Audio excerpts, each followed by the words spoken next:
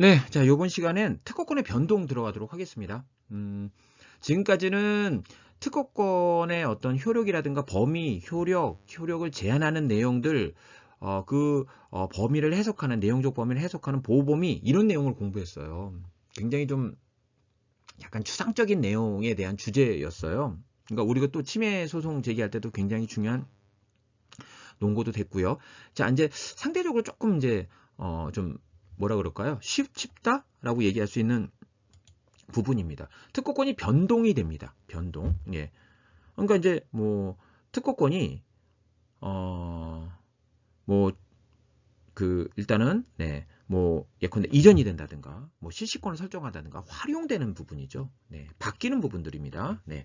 자, 주체가 바뀌든 뭐 아무튼 뭐 부수적 권리를 만들건 뭐 이런 변동이 되는 건데, 이거는 이제 특허권의 행사라든가 그 외에 이제 그 소멸까지 이제 포함하는 개념인데, 몇 가지만 좀 특징적인 거 좀 말씀을 드릴게요. 여러분 이제 시험에 그러니까 여러분 이제 지식재산권에 대해서 이제 좀 뭐 모든 거 지금 변동에 대한 모든 건 아니더라도 요 정도는 알고 계셨으면 좋겠다는 것만 몇 개만 이제 얘기하도록 하겠습니다. 교재는 뭐 이제 이용 저축에 관한 내용도 있는데, 요 이용 저축에 관한 내용은 앞에서 말씀드렸으니까 여기선 생략해도 될 것 같고요.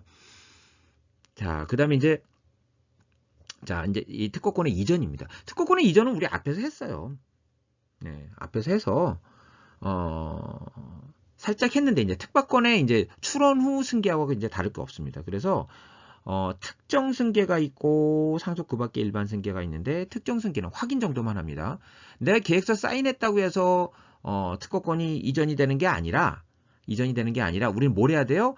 그걸 가지고 양도 계약서를 가지고 특허청 가서 그거를 갖다가 이름을 바꿔달라고 해야 돼요. 그래야지만 이제 비로소 효력이 발생된다. 승계의 효력이 발생된다는 거고, 상속 그 밖에 일반 승계는 아니죠. 만약에 이제 부모님이 계셨는데 돌아가셨다 그러면 자연스럽게 이제 그 승계가 되는 거고, 요거는 그 대신 이제 이름이 바뀌었으니까 특허청에 이제 신고하라는 얘기 정도 기억하시면 될 것 같습니다.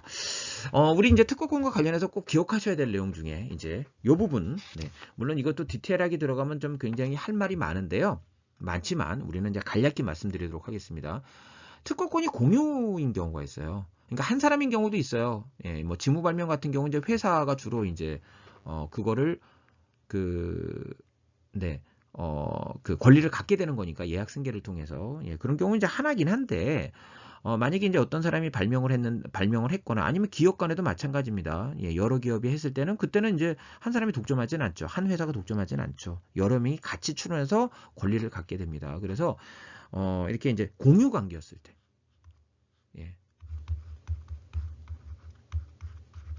이런 관계였을 때,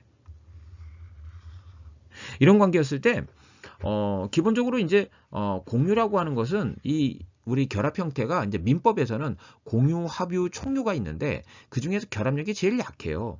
그래서 이제 공유 관계는 자기 거는 자기가 뭐 마음대로 해도 돼요. 마음대로 처분해도 되고 뭐 이래요. 그래서 가장 결합력이 약한 거예요. 근데 우리는 공유를 갖다 쓰고는 있는데 약간 조금 결합력이 더 강한 합의 쪽에 가까운 성격이 좀 있어요. 지식재산권의 특성상. 특성상. 왜냐하면 우리가 이제 이거를 지식재산권의 특성상 무형물이기 때문에 실시를 하는데 갑과 을과 병이 다 따로따로 실시할 수 있거든요. 실시는. 그래서 다 실시할 수 있기 때문에 전범에서 실시할 수 있는 거야. 따로따로. 나눌 수가 없어서. 그러니까 지분 3분의 1씩 가지고 있는데도 실시는 전범에서 한다. 그래서 이해관계가 커요. 이해관계가 커요. 그래서 이제 합의적인 성격, 좀 이렇게 서로 그냥 자유롭게 하는 게 아니라 뭔가 이제 좀 제한이 걸리는, 뭐 동의를 받아라, 모두가 해야 된다, 이런 내용들은 우리 특허법에 규정을 두고 있어요. 그러니까 특허법에 규정이 없는 건 그냥 민법처럼 적용하면 되는 거고. 자, 그러면 그냥 각자 해도 되는 거. 그죠? 이런 것들은 이제 다른 공유자에게 피해를 안 주는 거죠. 그럼 여기 교재에 나와 있듯이 뭐가 있겠습니까? 실시하는 거. 실시하는 거는 뭐 나눌 수가 없으니까 이게 이제 지식재산권의 특징이죠. 무체재산권의 특징이죠. 그러니까 이제 갑이 전범위에서, 을이 전범위에서, 병이 전범위에 대해서 실시할 수 있는 거예요. 또, 자, 그 다음에 나오는 게 이제 지분을 포기하는 게 나와요.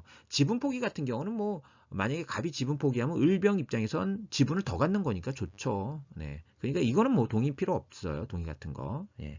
그냥 포기하면 되는 거죠. 그리고 이제 속권 행사 같은 경우 지금 뭐 지금 침해를 당하고 있는데 그럼 갑이 침해 당하고 있는 걸 확인했다 그러면 을병과 같이 할 시간이 어디 있어요? 그죠? 보존행인데 그러니까 지켜야 되는 건데 그래서 이제 갑이 혼자 할 수도 있다 이런 겁니다. 네, 뭐 대충 감이 오시죠?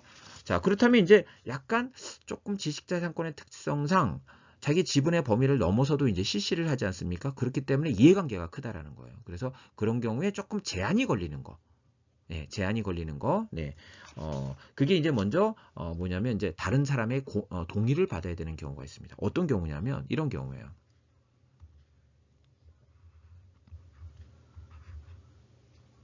갑이 있는데 을이 아니죠. 이제 이거를 정이라는 사람에게 양도를 했어요. 양도는 전체 양도는 안 되겠죠. 지분 양도. 자기 거 지분 양도. 지분입니다. 다시. 지분을 양도했습니다. 그럼 요 자리에 이제 정이 들어온다는 거죠. 자, 이랬을 때 우리 민법상의 공유는 만약에 땅이 있다. 그럼 땅 요 부분에 대해서 이쪽에 넘겼다. 그럼 이 사람 갖는 거죠, 뭐. 그죠? 네. 을과 병이 무슨 상관이 있어요. 자기 것 지분을 넘긴 건데. 근데 이제 지분을 넘겼을 때는 그런데 그러니까 민법상의 이제 유형불인 경우는 그런데 자, 무채물인 경우는 어떠냐라는 겁니다.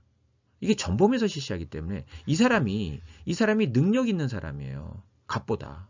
만약에 뭐 여기 이제 중소기업인데 이쪽이 이제 만약에 대기업이라고 할게요. 뭐 삼성. 이라고 할게요. 그러면 여기서는 뭐 나쁜 짓을 한 게 아니라 여기에 이제 공신력과 여기에 어떤 뭐 생산 능력, 네, 관리 능력 이런 게 있기 때문에 결국은 이렇게 넘기게 되면 같은 발명품을 판매하는 을과 병의 입장에서는 쫄딱 망하죠. 삼성에서 팔면. 그죠? 대기업에서 파는 거니까 삼성을 좋아하거나 아니건 상관없이. 그렇겠죠. 그러니까 이 사람이 누구냐에 따라서 이 사람이 누구냐에 따라서 을과 병에게 미치는 영향이 커져요. 지식자산권의 특성상. 그래서 이렇게 새로운 이해관계가 나오는 경우. 그래서 우리 이제 그 지분을 양도하거나 시시권을 설정하거나 질권을 설정하거나 새로운 이해관계인이 나오는 거잖아요. 이런 경우엔 다른 공유자에게 뭘 받아라? 동의를 받아라. 예, 동의를 받도록 합니다. 이런 경우 새로운 이해관계가 나타나는 경우. 근데 요건 동의 가지고도 안 되는 경우 모두가 해야 되는 경우가 있어요. 이런 경우 이제 특허권의 이제 존속의 문제. 그러니까 특허권이 있느냐 없느냐 소멸하느냐 살아있느냐. 그러니까 죽고 사는 문제는 이거는 이제 동의 가지고도 안 되고 모두가 해야 된다. 예컨대 뭐 심판 청구 아니면 이제 존속기간 연장 등록 출원이라든가. 왜냐하면 잘못하면 이제 연장이 안 되니까 소멸하는 거니까. 그리고 이제 정정 이런 것들이 이제 모두가 해야 되는 경우로 분류되고 있다라는 겁니다. 네. 그리고 뭐 질권 같은 것도 설정할 수도 있겠죠. 이건 앞에서 했으니까 여기다 PPT에 담지 않았습니다. 자, 우리 시시권입니다. 시시권. 사실 이제 앞에서 다 얘기했는데요. 네, 했는데 그냥 잠깐 조금만 더 확인한다라는 겁니다. 자, 우리 시시권은 앞에서 이제 구분한 거는 둘로 구분했죠. 전용 시시권과 통상 시시권. 그죠? 요거는 독점 배타권이고, 그죠? 요거는 독점 배타권이 아니고, 그냥 이건 쓰는 권리고. 그러니까 이제 이쪽이 고가고 이쪽이 이제 싸겠죠. 그죠? 자, 그런데 이제 여기서는 했던 얘기, 박스 안에 많은 얘기를 해드리고 싶지만, 근데 그냥 여러분 그냥 참고하시면 될 것 같아요. 네, 요런 내용과 관련해서 이제 나중에 이제 뭐 조금 더 디테일한 우리 전 시간에도 얘기했지만 강의가 만약에 혹시 이제 제가 찍어서 올리게 된다 그러면 네, 그때는 그 부분을 좀 참고하시면 되겠고요. 한 가지 정도만 얘기하려고 그래요. 한 가지 정도만. 자, 아무튼 전용 시시권이 있고 통상 시시권이 있는데 이렇게 두 가지 독점 배타성이 있느냐 없느냐를 가지고 나누는 건 이렇습니다. 그런데 이제 전용 시권은 독점 배타권이 있기 때문에 이거는 반드시 공시가 필요합니다. 사람들에게 알려야 됩니다. 그래야지 이제 독점 배타권이 부여가 돼요. 독점 배타권은 기본적으로. 그래서 전용 시권이 발생되는 데 있어서는 이건 뭐까지 필요하다? 등록까지 필요하다. 뭐 특허권도 역시 마찬가지예요. 특허권이 발생되면 등록까지 필요하죠. 전용 시권도 계약만 가지고는 안 되고 이건 등록까지 필요하다. 근데 통상 시권은 계약만 있으면 된다라는 거예요.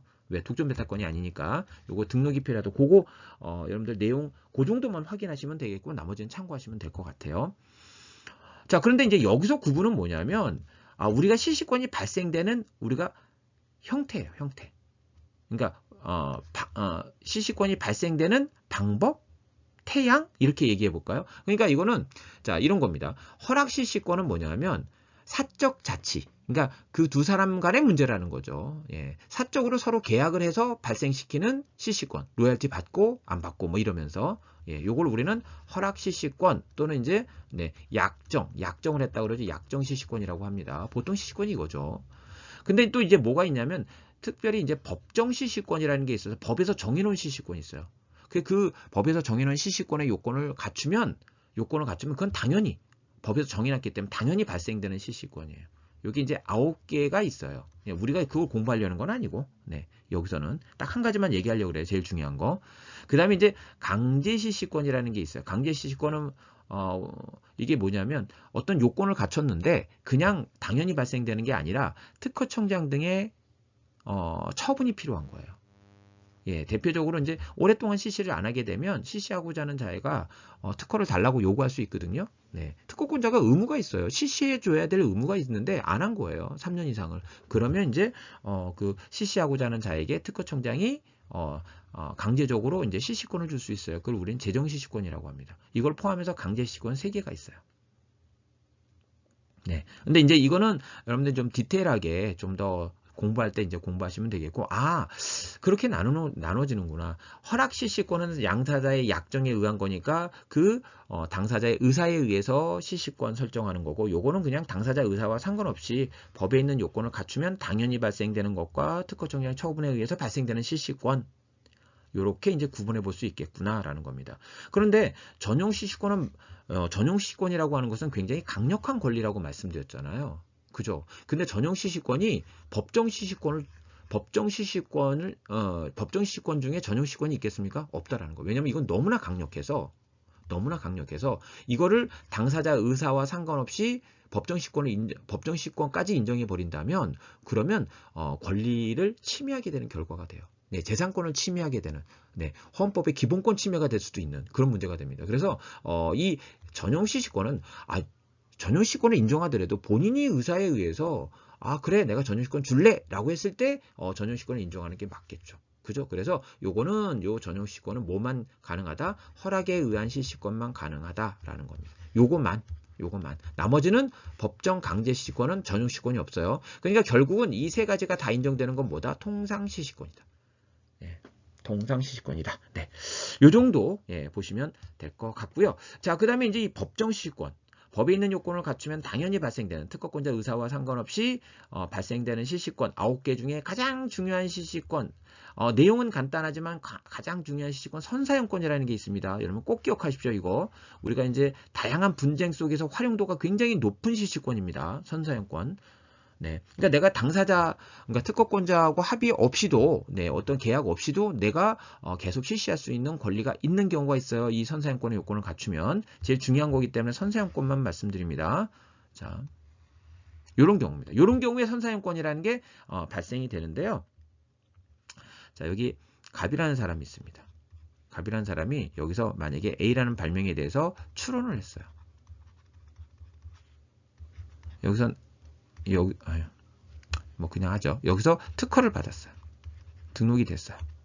근데 요때 을이란 사람이 요때 이런 행위를 하는 거예요. 뭐냐면 출원 시에 이미 요건 그냥 쓰면서 할까요? 이렇게 쓰니 이걸 한꺼번에 묶어 놓으니까 조금 자, 요때 국내에서 왜냐면 특허권의 효력이 이제 여기 국내 있죠. 특허권의 효력이 국내에만 미치잖아요. 그러니까 이제 국내에서. 두 번째, 선의로. 선의는 몰랐다는 얘기입니다.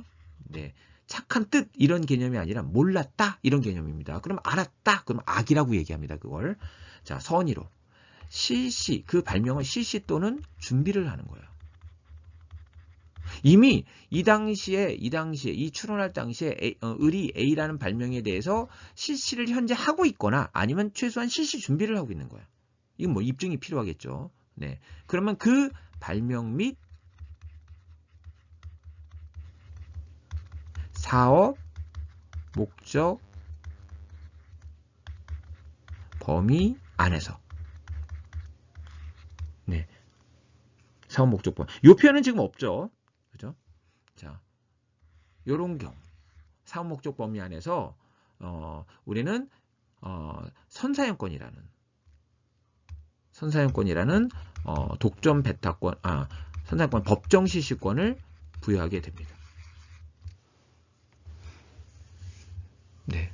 이거는 형평성 입장에서 이미 그때 그때 실시를 하고 있었다면, 실시 준비를 하고 있었다면 을이 진정한 발명자일 개연성도 있기 때문에 형평성 입장에서 이제 을에게 선사용권을 인정하는 것이고, 나중에 얘가 특허가 됐다고 해서 침해 소송에서 침해를 주장하잖아요. 이때 내가 선사용권을 주장하면 침해를 회피할 수 있다. 나도 실시할 수 있다. 그리고 요거는 무상이라는 게 뭐죠? 로얄티를 안 주고 실시할 수 있다.